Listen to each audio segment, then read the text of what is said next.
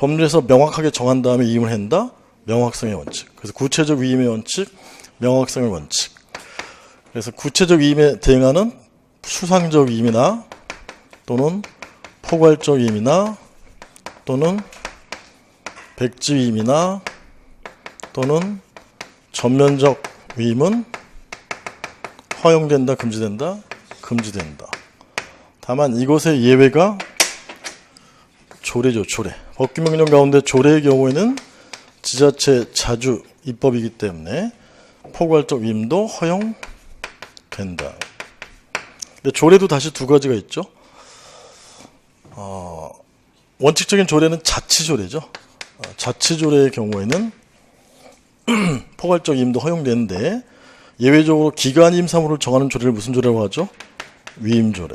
위임조례는 법률에서 위임을 받아야 되기 때문에 이 경우에는 예외적으로 개별 구체적 위임이어야 된다.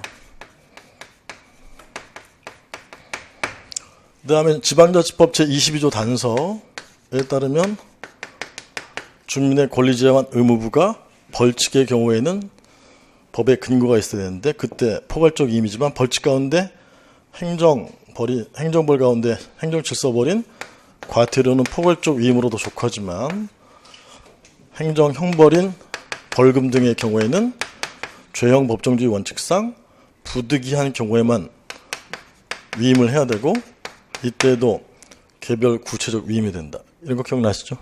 이 총론과 간론까지 쫙 간 거예요. 그 다음에 법률 유보의 원칙에 있어서의 법률이라 하면 형식적 의미의 법률을 말하고 법률 우위의 원칙에서의 법률이라 하면 대외적 구속력이 있는 법규범, 실질적 의미의 법률을 말한다. 그런 것들. 이런 것이 19세기 자유주의 시대 때 법체행정 원칙의 주된 내용인 법률 적합성의 원칙이죠.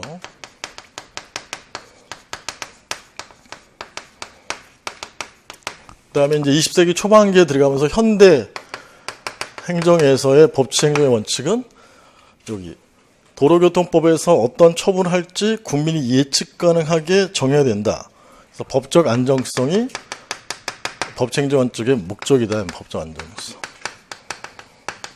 그래서 법치행정의 원칙은 근대 행정작용에서의 법률 적합성의 원칙과 현대 행정작용에서의 법적 안정성의 원칙으로 이루어졌다. 이렇게 되는 거죠. 그래서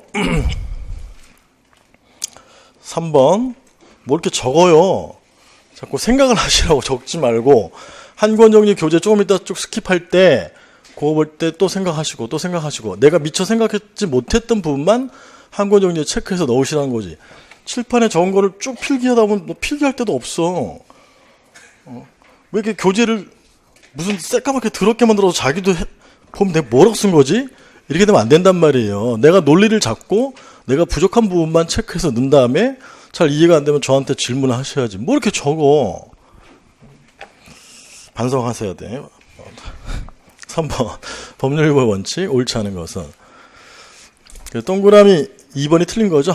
법률유보라는 한 경우에 법률에는 국회에서 법률 제정 절차에 따라 만들어진 형식적 의미의 법률만을 의미한다. 뒤에 법령, 불문법원으로서의 관습법 등은 포함되지 않는다. 이건 법률 우위에서의 법률을 말하는 것이죠. 예를 들면 지금 면허 취소할 때 법률 유보 원칙에는 합치되죠.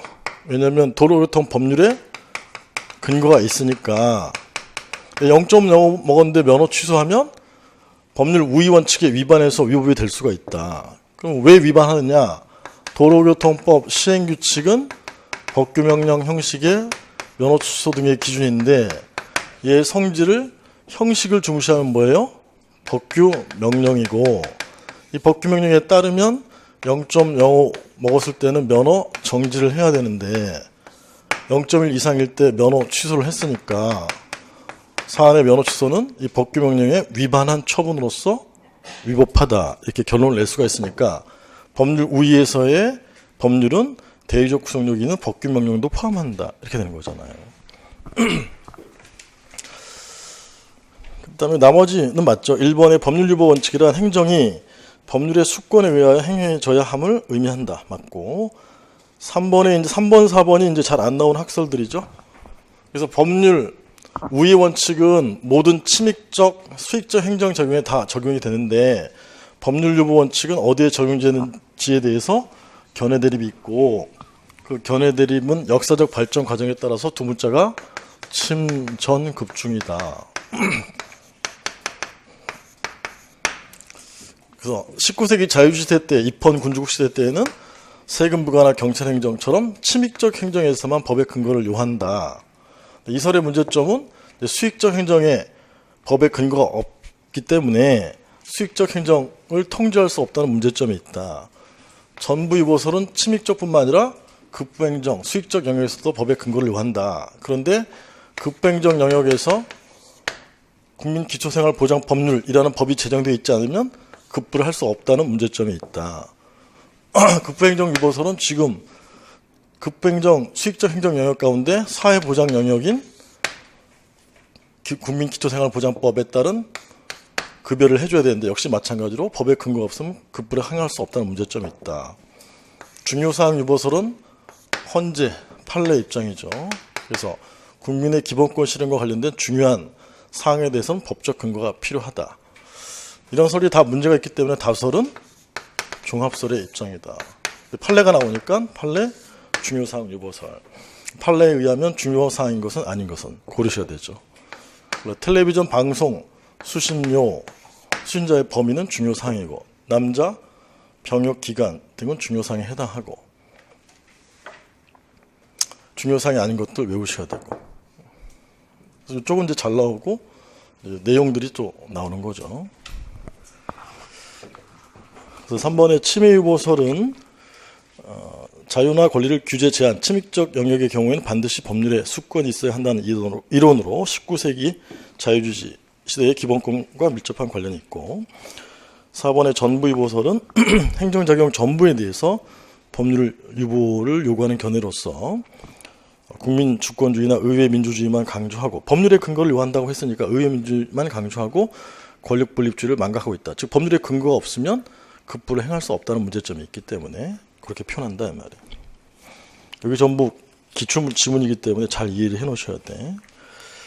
넘기시고요.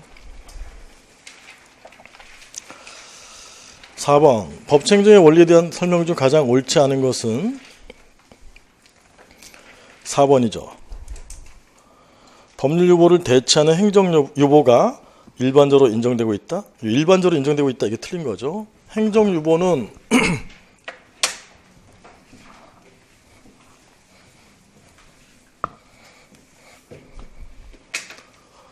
입법부, 행정부가 있으면 행정부의 입법부의 법률 제정권과는 독자적으로 국민의 권익, 법규사항을 정할 수 있는 권한이 있는데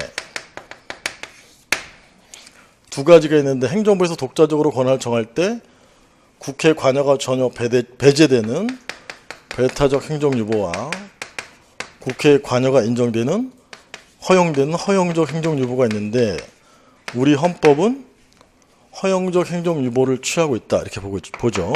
그래서 긴급 재정 경제